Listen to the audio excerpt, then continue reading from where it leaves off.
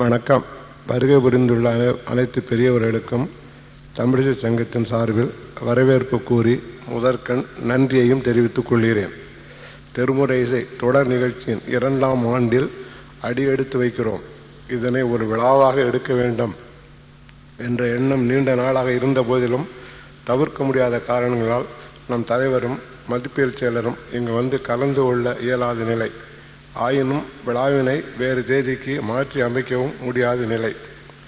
குறித்த நாள் நேரம் இவற்றில் நிகழ்ச்சியை வைக்க வேண்டும் என்பது தமிழிசை சங்கத்தின் நிலையான குறிக்கோளாகும். நம் இசைப்பேரறிஞர் அவர்களும் இந்த விஷயத்தில் நம்மிலும் ஒருபடி மேலே என்றே சொல்ல வேண்டும். ஆமாம், இசைக்கலைஞரில் பெரும்பாலானவர்கள் குறித்த நேரத்திற்கு வந்து விடுவார்களா, வந்து விட்டார்களா என்று நிகழ்ச்சி நடத்துவோர் பதட்டத்துடன் இருப்பது வழக்கம். ஆனால் நம் இசைப்பேரறிஞர் நிகழ்ச்சி துவங்குவதற்கு முன் அரை மணி நேரமாவது முன்னாடியே வந்து ஆஜர் என்று தெரிவித்து விடுவார்கள். பிரபல கலைஞர் பலரிடம் காண முடியாத பண்பாகும். இங்கே இந்த நேரத்தில் மற்றொன்றையும் தெரிவிக்க வேண்டியது மிகவும் அவசியமாகும். அதாவது, இப்படிப்பட்ட நிகழ்ச்சி ஒன்றை ஏற்பாடு செய்ய வேண்டிய நோக்கம் பல ஆண்டுகளுக்கு முன்பே சங்கத்திற்கு இருந்த போதிலும் எப்படி செய்வது, யாரை கொண்டு செய்வது என்பதில் நாட்கள் வருடங்கள் கடந்துவிட்ட நிலையில் 2 ஆண்டுகளுக்கு முன் நம் தர்மபுரம் அவர்கள் ஒரு கடிதத்தை கொடுத்து பிரதி ஆங்கில மாதம் 2ஆம் ஞாயிறு அன்று காலையில் திருமுறை இசை தொடர் நிகழ்ச்சியினை இம்மன்றத்தில் நடத்த வேண்டும் என்ற விருப்பமுடையவராக இருப்பதாகவும் சன்மானம் எதுவும் வேண்டுவதில்லை எனவும் தெரிவித்திருந்தார்கள். இம்மன்றத்தின் விடுமுறை நாட்களில், அதுவும் ஞாயிற்றுக்கிழமைகளில் சபாக்காரர்கள் போட்டி போட்டுக்கொண்டு வாடகைக்கு இடம் பதிவு செய்ய முன்வரும் வேளையில் இந்த நிகழ்ச்சியினை நடத்துவதால் வருவாய் குறையக்கூடுமோ என்ற எண்ணம் என் போன்றவர்களுக்கு இருந்தாலும் தமிழிசை, தேவாரம், திவ்ய பிரபந்தம், திருப்புகள், அருட்பா போன்ற மறைகள் ஒலிக்க வேண்டும், மக்களை சென்று அடைய வேண்டும் என்ற சீரிய நோக்குடன் நாம் தொடங்கியுள்ள சங்கம் பொருளை மட்டுமே ஒரு பொருட்டாக எண்ணாமல் அருளாளர்களின் பணுவல்கள் மக்களை சென்று அடைய வேண்டும், அதுவே நம் பணியாக இருக்க வேண்டும் என்று நம் தலைவரும் மதிப்பியல் செயலரும் ஒரே குரலில் பணித்ததையொட்டியே இந்த நிகழ்ச்சி ஓராண்டு நிறைவு பெற்று இன்று 2ஆம் ஆண்டு தொடங்குகின்றது. நம் தர்மபுரம் அவர்கள் தேவார இசையை மட்டுமே விரும்பியவரும், கலைஞரில் அவ்வப்போது இவர்கள் பாடலில் பொருளையும் அப்பாடலில் எழுந்த சந்தர்ப்பங்கள் இந்த நிகழ்ச்சியில் சுட்டிக்காட்டி விளக்கம் அளிக்கும் போது விளக்கங்கள் தேவைதானா என்று வினா எழுப்பவர்கள் உண்டு. நம் இசைப்பேரறிஞர்களுடைய நோக்கமே தம் இன்னிசையுடன் அருளாளரின் பாடலில் பொருளும் ஓரளவானும் நம் மக்கள் அறிய வேண்டும் என்ற பெரு விருப்பம் என்பதனை தெரிவிக்க வேண்டிய நிலையில் இருக்கின்றேன். திருமுறைகள் பற்றி உங்களுக்கு நான் எடுத்துக் கூற போதிய பயிற்சி இல்லாதவன். ஆயினும் நம் சமய உண்மைகளை நிலைநாட்டும் அருள் நூல்களை அவர்கள் ஓதியும் ஓதுவித்தும் பயனடைய வேண்டியது ஆன்மாக்களின் தலையாய கடமையாகும். இக்கடமை நம் தலைமையுடன் நின்றுவிடக்கூடாது. இந்த அரங்கில் சற்றேறக்குறைய என்னை ஒத்த வயது உடையவர்களே அதிகமாக காணப்படுகிறார்கள். அவர்களுக்கு மீண்டும் என் நன்றியை தெரிவிப்புடன் ஒரு வேண்டுகோளையும் முன்வைக்கிறேன். இந்த தொடர் நிகழ்ச்சி ஏப்ரல் 2001ஆம் ஆண்டு வரை இடரின்றி நடைபெற வேண்டும். வர இருக்கும் நிகழ்ச்சிகளில் உங்கள் இல்லத்தில் உங்களுடன் வாழ்ந்து வரும் இளைய தலைமுறையினரையும் இக்கூட்டங்களுக்கு தவறாது வருகை தந்து பயனடை செய்வதே ஆகும். வணக்கம். நம் சங்க ஆட்சிக்குழு உறுப்பினர் திரு சுப்பிரமணியன் செட்டியார் அவர்கள் விளக்கேற்றுவார்கள்.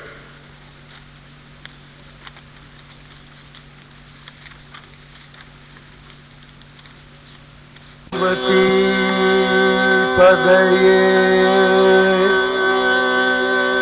நாடுடைய சிவனே போற்றி.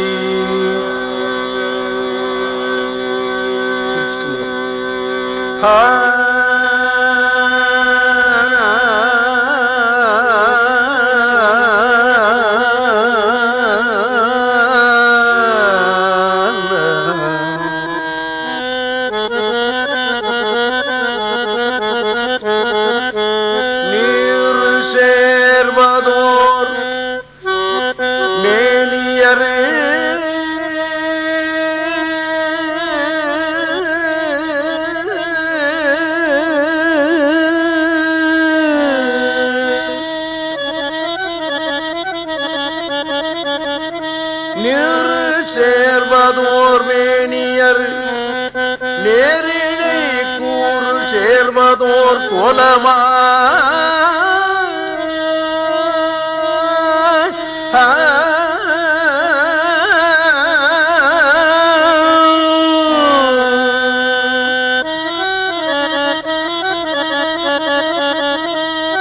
பாரு சேதலை கையர் பராய்த்துறை ஆறு சேர்த்தடை அண்ணலே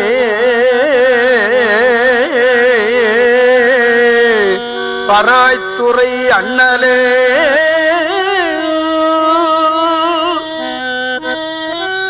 பராய்த்துறை அண்ணலே நீரு சேர்மதோர் மேனியர் பராய்த்துறை அண்ணலே நேரிடை கூறு சேர்மதோர் கோலமாய் பராய்த்துறை அண்ணலே பாரு சேர்தலை கையர் பராய்த்துறை ஆறு தேர்தடை அண்ணலே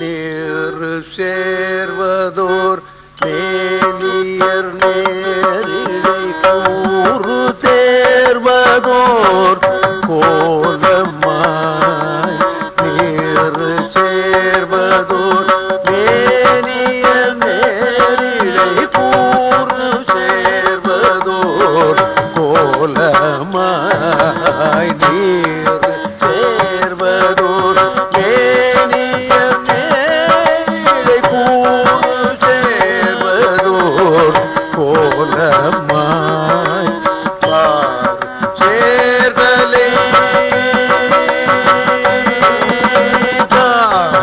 சேர்தலை கையர் பராய்த்துறை சேர்தலை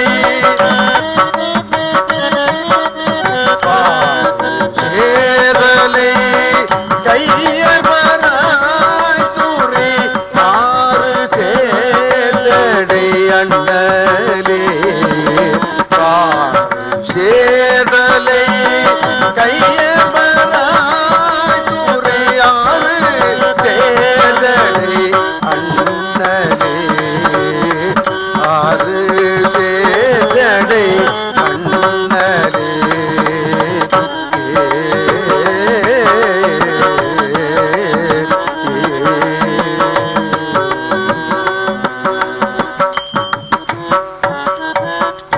செல்வ மல்கிய செல்வ பராய்த்துறை செல்வ செல்வ ஞானதம் வந்தல் செல்வ மாமிவை செப்பவே செல்வ ஞானதம் வந்தல் செல்வ மாமிவை செப்பவே செல்வ மாமிவை செப்பவே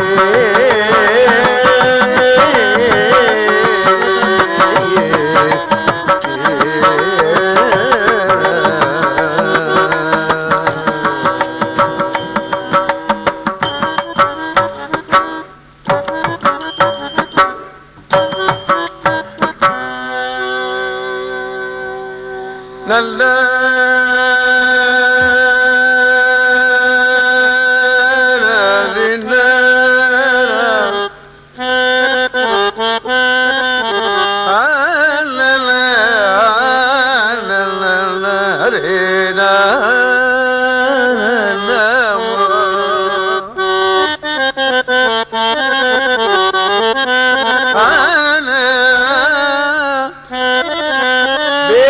நெறி தழைத்து ஓங்க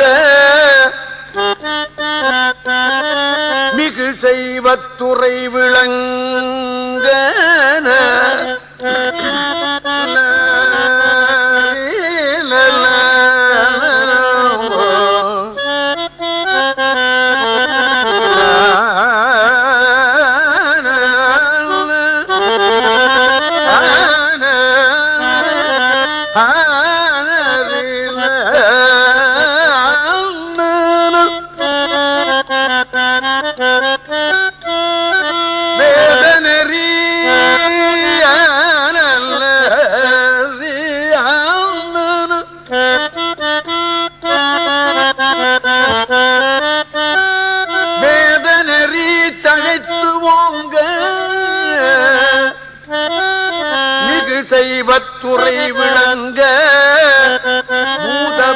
பாதமலரம்பரை பொலிய புனிதவாய் மலர்ந்தழுத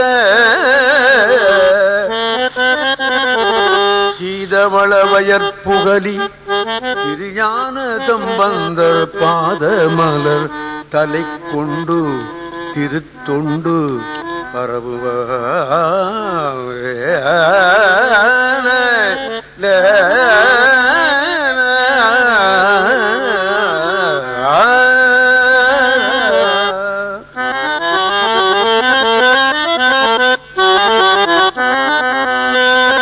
வேதனெறி தழைத்தோங்க மிகு செய்வ துறை விளங்க வேதனெறி தழைத்தோங்க மிகு செய்வ துறை விளங்க வேதனெறி தழைத்தோங்க மிகு செய்வ துறை விளங்க பூத பரம்பரை போலிய புனிதவாய் கலந்து சீதவள பயற்புகலி திருஞான சம்பந்தர் சீதவள பயற்புகலி திருஞான சம்பந்தர் பாதமலர் தலை கொண்டு திருத்தொண்டு பரபுவ பாதமலர் தலை கொண்டு திருத்தொண்டு பரபுவ பாதமலர் தலை கொண்டு திருத்தொண்டு பரபுவ பாதமலர் தலை கொண்டு திருத்தொண்டு பரபுவ பாதமலர் தலை கொண்டு திருத்தொண்டு பரபுவ பாதமலர் தலை கொண்டு திருத்தொண்டு பரபுவ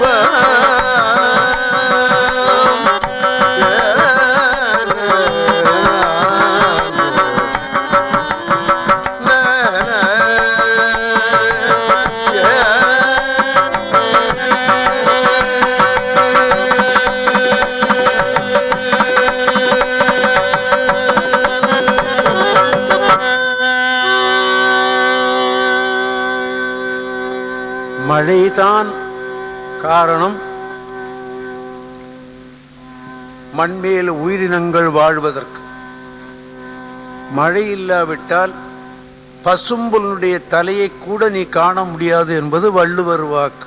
அதற்காகத்தான் திருஞான சம்பந்தர் தேவாரத்திலே 7 பதிகங்கள் மேகராக குறிஞ்சி என்ற பெயரோடு 7 பதிகங்கள் இருக்குது. இந்த 7 பதிகங்களையும் அன்போடு பக்தியோடு கோயிலிலே ஓதுவார்களை ஓதச் செய்தால், மறுபடியும் ஒரு தடவை சொல்றேன், திருக்கோயில்களிலே இந்த 7 பதிகத்தையும் அன்போடு பக்தியோடு இந்த ஓதுவார்களை ஓதச் சொன்னால் மழை பொழியும் என்பது வரலாறு மாத்திரமில்லை, நானே பார்த்திருக்கிறேன். அதுல நமக்கு நம்பிக்கை இருந்தால் அப்படி ஓத செய்யலாம் இல்லையா?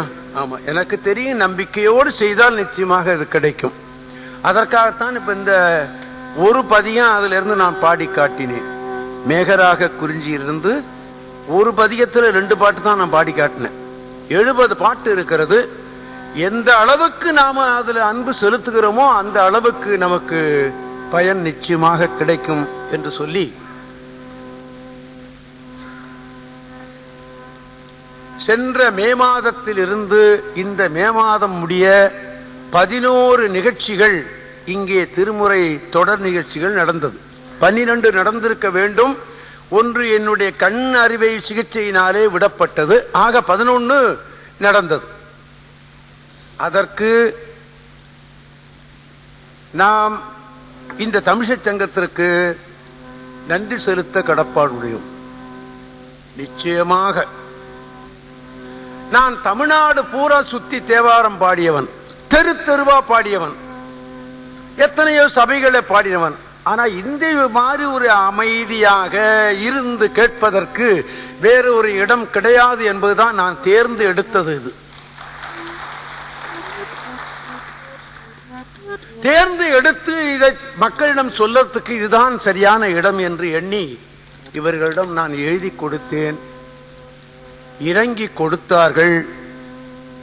நிச்சயமாக என்னுடைய கருத்தை இந்த 11 நிகழ்ச்சியிலும் சொல்லி இருக்கிறேன், பாடி காட்டியிருக்கிறேன். சில பேர் நினைக்கிறார்கள் நிறைய பாட்டு பாடவில்லையே அப்படின்னு. நிறையத்தான் பாட்டு தான் நான் தான் பாடி வைத்திருக்கிறேன், பாடி விட்டேனே. அதுலதான் ரொம்ப பேருக்கு தேவாரம்னா என்னன்னே தெரிய மாட்டேங்குது. அதுக்காக தான் அங்கங்கேயும் சில வரலாறுகளும் கருத்துக்களும் சொல்ல வேண்டும் என்ற நோக்கத்தில் தான் இது அமைக்கப்பட்டது. என்னுடைய நோக்கம் அதுதான். அப்படித்தான் செய்து கொண்டிருக்கிறேன். இப்படி ஒரு வருடம் பூராக நமக்கு நடத்துவதற்கு இப்படி இடம் கொடுத்த இவர்களுக்கு நன்றி செலுத்திக் கொள்ளுவோம். வாழ்க என்று அவர்களை நாம் வாழ்த்து விடுவோம். கொஞ்சம் கையத்தான் தட்டி விடுவோம் என்று சொல்லி, இந்த மே மாதத்திலிருந்து இது 2வது ஆண்டு. எனக்கு இன்னொரு ஆண்டு கொடுங்கள். நான் முன்னே எழுதி கொடுக்கும் போது ஒரு ஆண்டு நடத்துவோம், ஜனங்கள் ஏற்றுக்கொண்டால் நீட்டுவோம், இல்லேட்டால் குறைத்து விடுவோம் என்றுதான் எழுதி கொடுத்திருந்தேன். நிச்சயமாக ஜனங்கள் ஏற்றுக்கொள்ளுகிறார்கள் என்று சொன்ன போது இன்னொரு வருடம் எனக்கு தாருங்கள் என்று கேட்டபோது தலைவர் எந்த விதமான தயக்கமும் இல்லாமல் எடுத்துக் கொள்ளுங்கள் என்று சொல்லிவிட்டார்கள். எவ்வளவு நன்றி செலுத்தினாலும் தகும். நான் இந்த மக்கள் காதிலே தேவாரம் எப்படியாவது சென்று அடைய வேண்டும், இதுதான் என்னுடைய முக்கியமான நோக்கம்.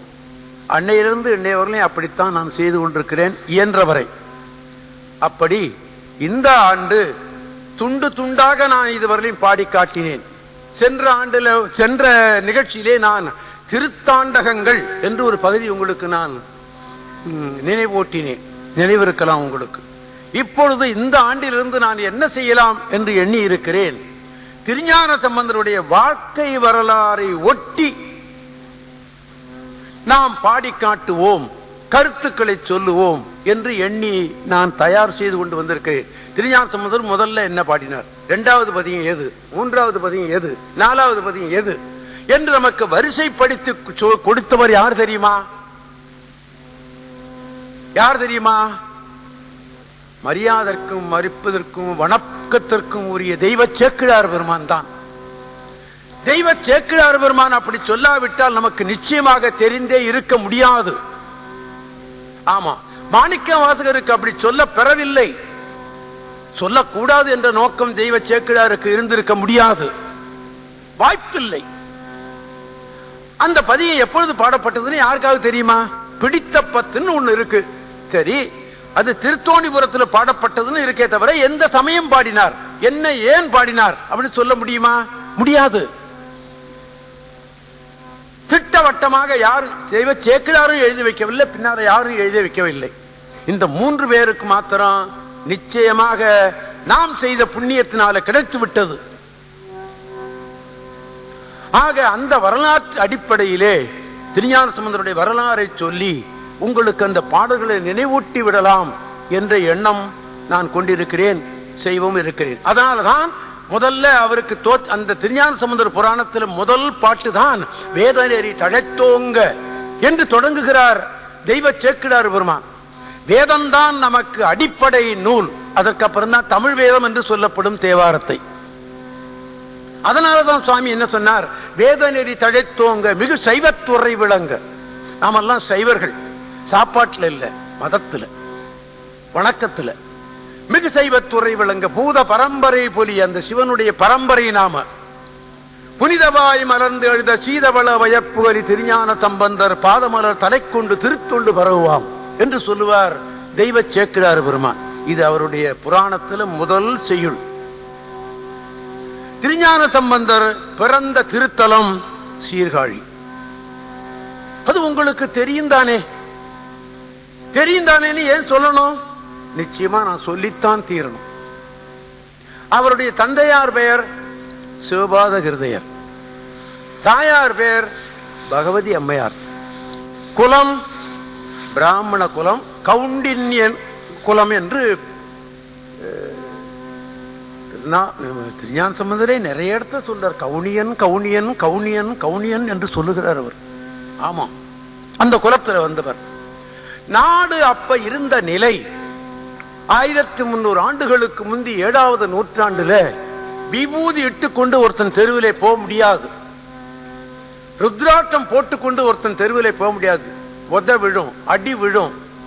மனிதனுக்கு மாத்திரம் இல்ல, மகேஸ்வரன் கோயிலுக்கே விழுந்தது அந்த அடி. கோயில்கள்லாம் இழுத்து மூடப்பட்டது. சுருங்க சொல்ல போனா லிங்கங்கள் எல்லாம் எடுத்துக்கொண்டு போட்டு உடைச்சு மூடியும் விட்டார்கள். வரலாறு அப்படியும் வருகிறது. இதை நினைத்து பார்த்தார் சிவபாத ஹிருதயர். அப்போது வேத விற்பன்னர்கள் இருந்தார்கள், ஆகம விற்பன்னர்கள் இருந்தார்கள், சாஸ்திர விற்பனர் இருந்தார்கள், சரித்திர விற்பன்னர்கள் இருந்தார்கள், அரசர்கள் இருந்தார்கள், குறுநில மல்லர்கள்லாம் இருந்தார்கள். அந்த வேற்று மதத்தை அடக்கி இந்த சைவ மதத்தை வாழ வைக்க அவர்களுக்கு திராணி இல்லாமல் சென்று இருக்கிறது என்றுதான் நான் நினைக்கிறேன். ஆமா, குறுநில மன்னர்கள் எல்லாம் கூட அந்த சமண மதத்தில் சேர்ந்து விட்டார்கள். நமது மதம் நிச்சயமாக கொஞ்சம் கொஞ்சமாக பாம்பு தவக்களே விழுங்குறது மாதிரி விழுங்கிக் கொண்டே இருக்கிறது. வருத்தப்பட்டவர் ஒருத்தர் தான், அதுதான் சிவபாத ஹிருதயர். நேர திருத்தோணிபுரத்துக்கு போனார். திருத்தோணிபுரத்தில் இருக்கிற சிவன் ஆதி சிவன் என்று நான் உங்களுக்கு நினைவூட்டி இருக்கிறேன். அந்த சுவாமி கையிலே மான் கிடையாது, மழு கிடையாது. மானும் மழுவும் இடையிலே வந்ததுதானே? ஆம். அந்த சிவனிட்ட போய் கேட்டார், சுவாமி, எங்களுக்கு திராணி இல்லை இந்த வேற்று மதத்தை அடக்குவதற்கு. வேற்று மதத்தை அடக்குவதற்கு உரிய குழந்தையை நீ கொடு என்று கேட்டார் என்று பெரிய புராணம் பேசுகிறது. ஆமா,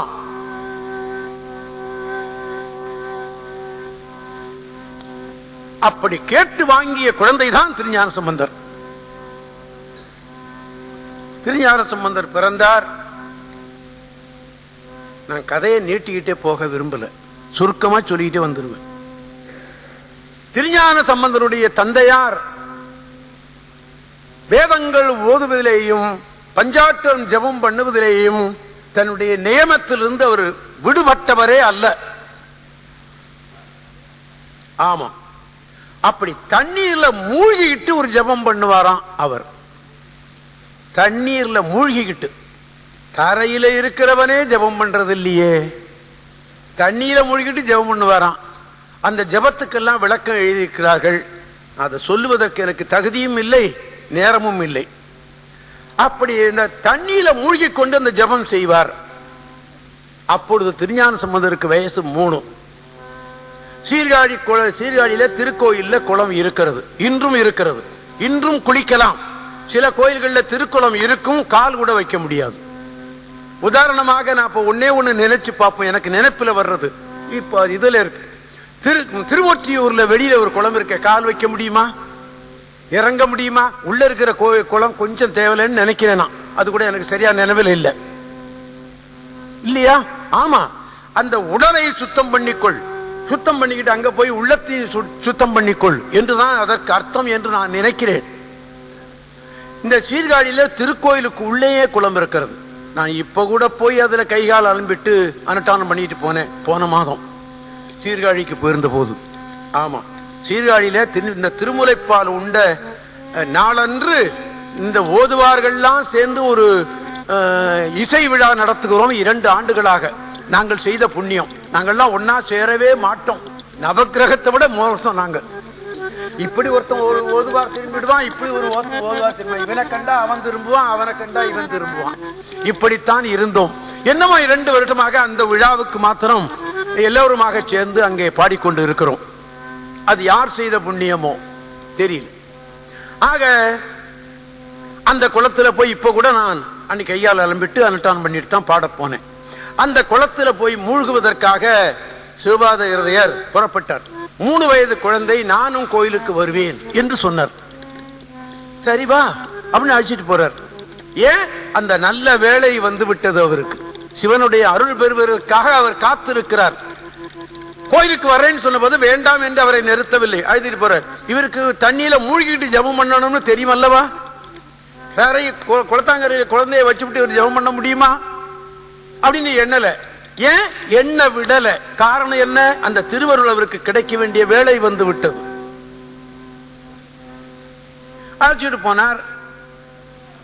குழந்தை ஆண்டவனை கேட்டு வாங்கிய குழந்தை கரை மேல உட்கார்ந்து இருக்கிறான்.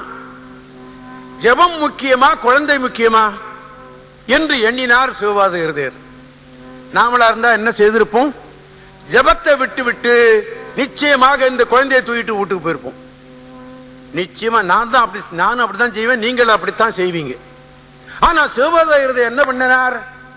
ஜெபந்தான் முக்கியம் அப்படின்னு நினைத்தார். அந்த தண்ணியில இருந்தபடியே அப்படி திரும்பி பார்த்தார். இந்த திருத்தோணிபுரத்து சிகரம் தெரிந்தது. அந்த சுவாமியை கேட்டுத்தானே இந்த குழந்தையை வாங்கினார். இங்க இருந்த ஒரு விண்ணப்பம் போட்டார். சுவாமி, நீதானே கொடுத்தாய் இந்த குழந்தையை, நீ கொடுத்த குழந்தை தானே இதோ உட்கார்ந்து இருக்கிறான், அவனை நீ பார்த்துக்கொள். இப்படி நாம சொல்லுவோமா? நினைப்போமா? முடியுமா? முடியாது. நல்லதோர் காவல் கிடைத்தது போல எண்ணினாராம் சிவபாத இருதயர். தெய்வ சேக்கிழார் சொல்றார், நல்லதோர் காவல், காவல் என்று கூட சொல்லல, நல்லதோர் காவல், நல்லதோர் காவல் கிடைத்தது என்று எண்ணி தண்ணீரை மூழ்கிட்டார் ஜபத்துக்கு. இப்பதான் அந்த வேலை வந்து விட்டது. அப்பா அம்மான்னு அழுகிறார் இந்த குழந்தை. எந்த அப்பாவை சொல்லி அழுதாரோ, எந்த அம்மாவை சொல்லி அழுதாரோ. ஆக எல்லா உயிருக்கும் அப்பாவும் அம்மாவாக இருக்கிறவன் வந்து விட்டான். என்னுடைய குழந்தைடா அவனு வந்து விட்டான். அப்பான்னு கூப்பிட்ட உடனே யாரு வருவா? குழந்தையினுடைய தாய் தானே வர்ற. குழந்தையினுடைய தாய் வந்து விட்டாள், தகப்பனும் வந்து விட்டான். குழந்தை அழுகிறான், அவனுக்கு பால் கொடு என்று சொல்லுகிறார் சுவாமி. சுவாமி தன்னுடைய பாலை கறந்து, திருமுலை பாலை கறந்து சிவஞானத்தையும் குழைத்து அந்த குழந்தைக்கு கொடுத்தார் என்று சொல்லுகிறார் தெய்வ சேக்கிழார் பெருமான்.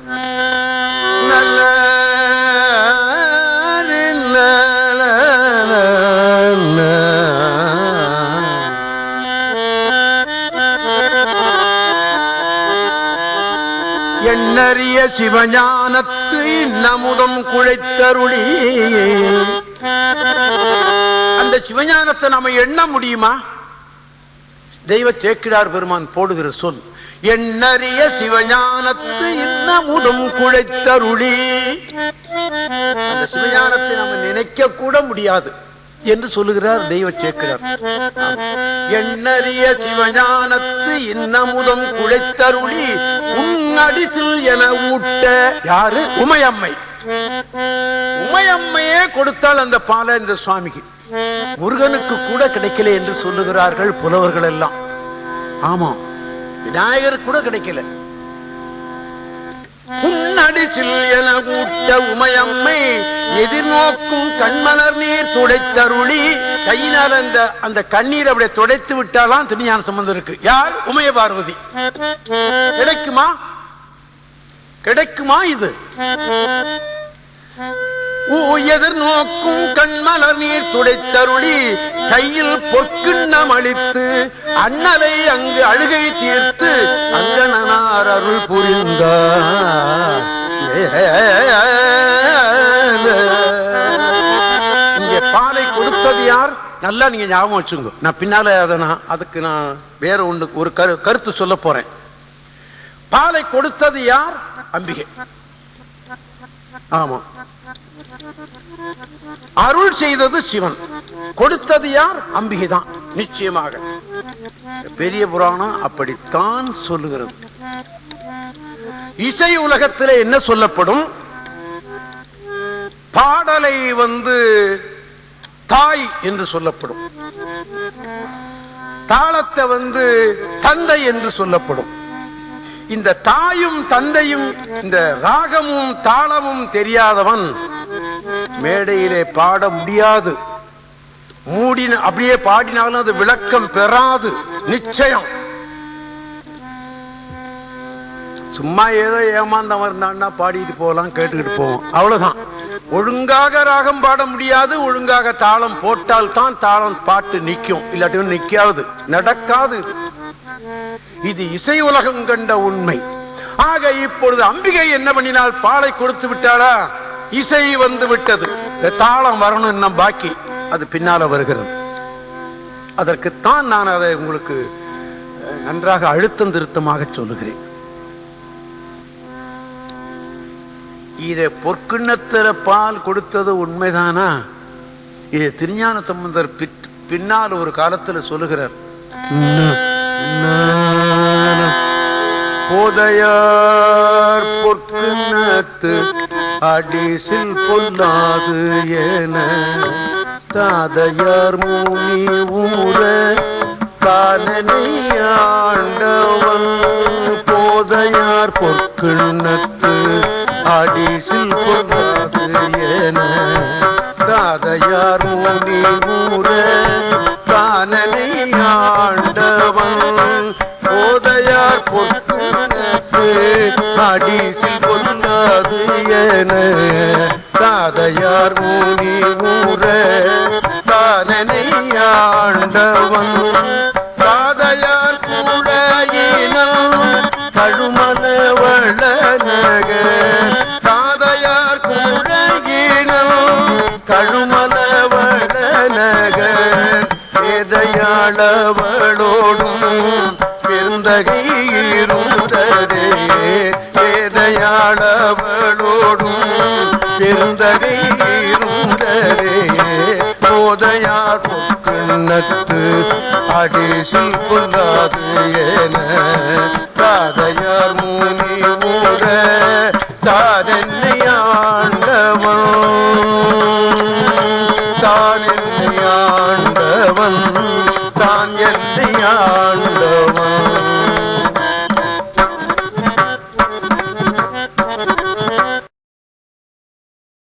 ஆக பொற்கிண்ணத்தில் அம்பிகை கொடுத்தாள் பால் என்பதற்கு திருஞான சம்பந்தருடைய வாக்கே இது. மற்றொரு இடத்திலே திருஞான சம்பந்தர் சொல்லுவார், நான் உன்னையே சிந்தனை செய்து கொண்டு சிவலோகத்திலே இருந்தேன், என்னை நீதானே இங்கே பிறக்க பண்ணினாய் அப்படின்னு சொல்கிறார் சிவனை.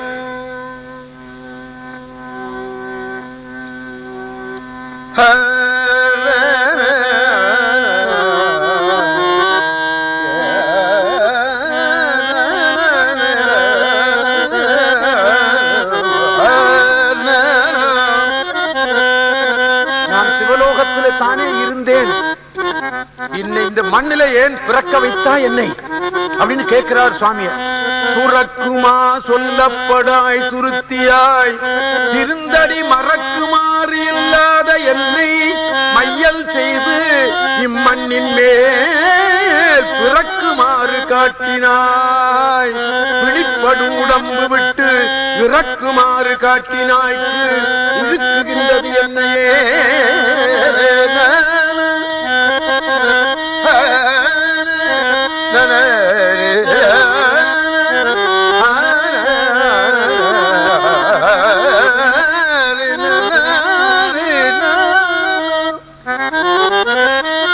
திருந்தடி மறக்குமாறு இல்லாத என்னை மையல் செய்து இம்மண்ணின் மேல் பிறக்குமாறு காட்டினாய். இது கூட அவருடைய சரித்திரத்தினுடைய உட்கருத்து என்று சொல்லுவார்கள் பெரியோர்கள். உன்னை மறக்காமல் அங்கே இருந்தேன், நீதானே என்னை பிறக்க வைத்தாய் என்று சொல்லுகிறார். குற்றாலம் என்று சொல்லப்படும் ஊரிலே, குற்றாலம்னா திருக்குற்றாலம் அல்ல, மாயூரத்துக்கு அருகாமையில குற்றாலம்னு ஒரு ஊர் இருக்கிறது. அதுக்கு தேவாரத்தில் திருத்துருத்தி என்று வருகிறது. அந்த ஊர்ல பாடுகிறார் சுவாமி. இது உட்கருத்து. ஆக திருஞான சம்பந்தர் இப்படி பொற்கிண்ணத்துல பால் கொடுத்தார் சுவாமி எனக்கு என்பதை அவர் பாடியதை நான் உங்களுக்கு நினைவூட்டினேன். பாலை குடிச்சுட்டாரு, முடிஞ்சு போச்சு. அப்பா ஜெபம் பண்ணி கரைக்கு வந்தாரு. பையன் ஏதோ பால் குடிச்சிருக்கான். இந்த பால் மேல எல்லாம் அப்படி ஒழுகி இருந்தது. பார்த்தார், பையன் பரவாயில்ல, ஏதோ பால் கிடைச்சிருக்கு, 2 ரூபா மிச்சம். ஒரு தமிழர் பால் யாரோ கொடுத்துருக்காங்க, கையில ஒரு பொன்கிண்ணத்தை வச்சுக்கிட்டு இருக்கிறான், கையில பொன்கிண்ணத்தை வச்சுக்கிட்டு இருக்கான். பால் குடிச்சுட்டு பொன்கிண்ணா வேற கிடைச்சிருக்குது, பால் வேற கிடைச்சிருக்குது, மிச்சம் அப்படின்னு நினைக்கல. ஒரு காலத்துல அனாவசியமா ஒரு வீட்டுல தண்ணீர் கூட குடிக்க மாட்டார்கள் நமது நாட்டுல. அப்படி இருந்த நாடுதானே இது. தெருவுல எச்சில் துப்ப மாட்டான், பலரும் நடக்கிற இடம் அப்படின்னு. இப்ப தெருவுல தான் துப்புவான், தெருவுல தான் குப்பையை கொட்டுவான். ஆமா, பழக்க வழக்கங்கள் பூரா எவ்வளவு கெட்டு போச்சு தெரியுமா? ஒரு 50 ஆண்டுகளுக்கு முந்தி இருந்த எனக்கே இப்படி இருக்குன்னு சொன்னா, இன்னும் ஒரு 1000 வருஷத்துக்கு அந்தாண்ட போனா எவ்வளவு மாறுதல் வந்திருக்கிறது பாத்தீங்களா? ஆமா, நிச்சயமாக. ஆக யாரோ கொடுத்த பாலை கொடுத்தான் அப்படின்னு சொல்லிட்டு பக்கத்துல ஒரு கோலை எடுத்துடே, யார் கொடுத்த பாலை குடிச்ச, குடிக்கலாமா? யார் கொடுத்தானோ இந்த போட்டு குடிக்கலாமா அப்படின்னு கேட்டார். அந்த குழந்தை அழுகையெல்லாம் தீர்ந்து விட்டது. எப்படி நின்னுதான் தெரியுமா? அது தெய்வ சேக்கிழார் பெருமான் சொல்லுகிறார், சிவனடியே சிந்திக்கும் திருப்பெருகு சிவஞானம். சிவனடி சிந்திக்கும் திருப்பெருகு சிவஞானம்னு சொல்லலையே தெய்வ சேக்கிழார் பெருமான். சிவனடியே சிந்திக்கும், வேற ஒரு தெய்வத்தை அவர் வணங்கலன்னு அர்த்தம். ஆமா, சிவனடியே சிந்திக்கும் திருப்பெருகு சிவஞானம், பவமதனை அற மாற்றும் பாங்கில் ஓங்கிய ஞானம், ஓமையிலா கலை ஞானம், உணர்வறிய மெஞ்ஞானம், தவ முதல்வர் சம்பந்தர் தாம் உணர்ந்தார் அந்நிலையில் என்பது தெய்வ சேக்கிழாருடைய பாடம். தவ முதல்வர் சம்பந்தர் 3 வயசு குழந்தையை பார்த்து தவ முதல்வர் என்று சொல்ல முடியுமா? அது முன்னே இருந்தது இல்லையா? அங்க தவ சிரேஷ்டரா தானே இருந்தார், அவன் தானே பிறக்க வச்சான் இல்லையா? தவ முதல்வர் சம்பந்தர் தாம் உணர்ந்தார் அந்நிலையில் என்று பாடி வைப்பார் தெய்வ சேக்கிழார் பெருமான். அப்படி இருமாந்து நின்ற குழந்தையை பார்த்து யார் கொடுத்த பாலை குடித்தா என்று கேட்ட உடனே அவனுடைய அடையாளங்களை சொல்லுகிறது. தோடுடைய செவியன், விடையேறி அவன் நின்று கொண்டே இருக்கிறான். அந்த விடையில 11 பாட்டு இருக்கிறது தோடு செவியல்ல. தோடு செவியல்ல இவன் இவன் இவன் இவன் என்று சுட்டுகிறார். அந்த 11 பாட்டு பாடுறவர்களையும் அங்க சிவன் காட்சி கொடுத்து கொண்டு இருந்தான் என்று எழுதுவார் சி.கே. சுப்பிரமணியார் அவர்கள். பெரிய புராணத்துக்கு விளக்கம் எழுத வந்த பெரியவர் அப்படி எழுதுகிறார். இப்ப 11 பாட்டு பாடுறவர்களையும் இந்த சிவன் காட்சி கொடுத்து கொண்டே இருந்தான். அது அவனுடைய அடையாளத்தை சொல்லுகிறது என்றும் சொல்லுகிறார். செம்மை பெற எடுத்த திருத்தோடுடைய செவியன் எனும் மெய்மை மொழி திருப்பதிகம் பிரபபுரம் மேவினார் தம்மை அடையாளங்களுடன் சாற்றி எம்மை இது செய்த பிரான் இவன் அன்றே என இசைத்தார் என்று சொல்லுவார் தெய்வ சேக்கிழார் பெருமான். தோடுடைய செவியன், விடையேறி ஓர் தூவன் மதிசூடி காடுடைய சுடலை பொடி பூசி என் உள்ளங்கவர் கள்வன் ஏழுடைய மலரான் முன்னை நாட் பணிந்து ஏத்த அருள் செய்த பீடுடைய பிரமாபுரம் மேவிய பெம்மானிவன் அன்றே என் உள்ளங்கவர் கள்வன் என்று சொன்னார். தொடைய தேவி என்னையோ தூவள் மதிசூடி தோடுடைய செவியன் விடையறியோர் தூவள் மதிசூடி தோடுடைய செவியன் விடையறியோர் தூவள் மதிசூடி காடுடைய உடலை காடுடைய உடலை புடி பூடிய உள்ளம் கவர்கள் காடுடைய உடலை புடி பூடிய உள்ளம் கவர்கள் ஏடுடைய மலர் நாட்களில் அருள் செய்த ஏழுடைய மலரான் முனை நாட்களில் அருள் செய்த வீடுடைய விர காபுரமேவிய பெம்மானிவன் வீடுடைய விர காபுரமேவிய பெம்மானிவன்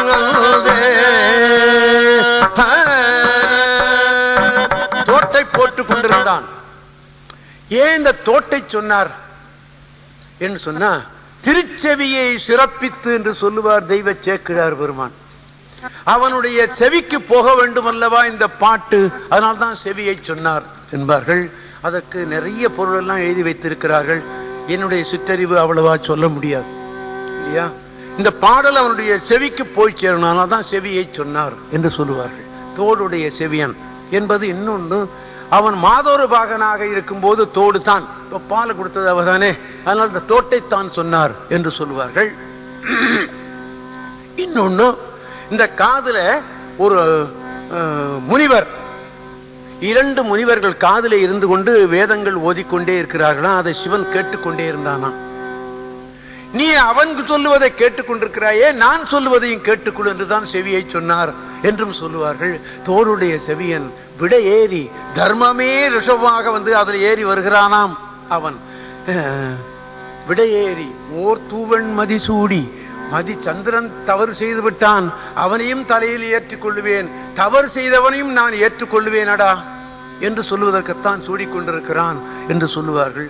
ஒரு தூவன் மதி சூடி காடுடைய சுடலை பொடி பூசி, உலகமெல்லாம் காடா போன போது அவன் ஆடினான், அந்த விபூதியை பூசிக்கொண்டான் என்று சொல்லுவார்கள்.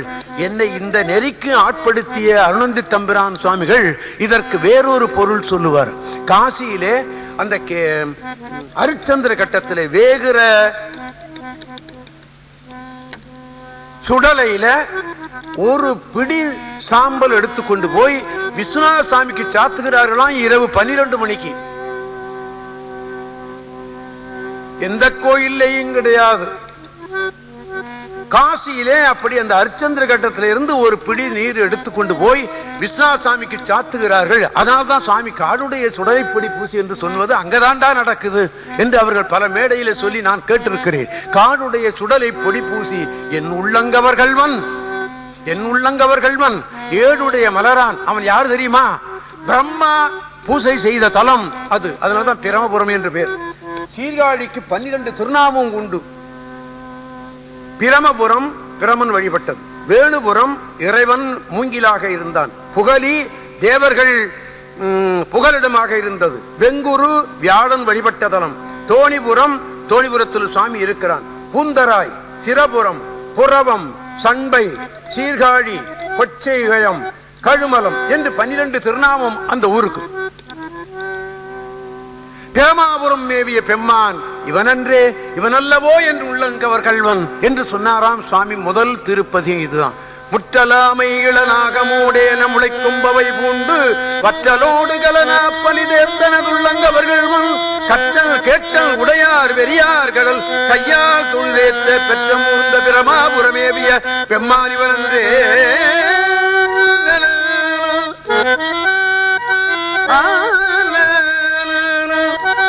நீர் பரந்த நிமிர் புந்தடை மேலோர் நிலாவன் மதிதூடி ஏர் பரந்த இளவெள்வளை தோரையல் உள்ளங்கவர்கள்வன் ஊர் பரந்த உலகின் முதலாகிய ஓரூர் இது என்ன பேர் பிறந்த பிரமாபுரமே மாணிவன் என்று 10-11 பாட்டு எனக்கு தெரியும்.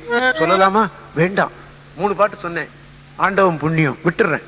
கடைசி பாட்டு அருநெறிய மறை வல்ல முனியகன் பொய்கை அலர்மேய பெருநெறிய பிரமாபுரமேவிய பெம்மானிவன் தன்னை ஒரு நெறிய மனம் வைத்துணர் ஞான சம்பந்தன். 3 வயசு குழந்தை சொன்னது. என்னுடைய மனம் ஒரே நெறியில் இருந்து சொன்னேன் இந்த தமிழை என்று சொல்லுகிறது. முடியுமா? நான் பாடிக்கொண்டே நினைக்கிறேன்